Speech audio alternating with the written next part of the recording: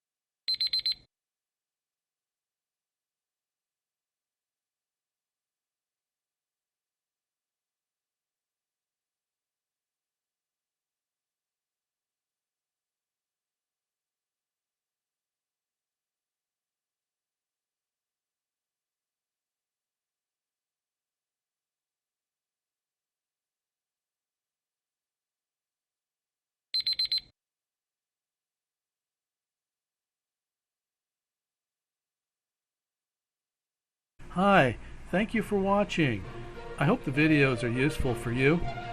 Please subscribe to my channel using the button below.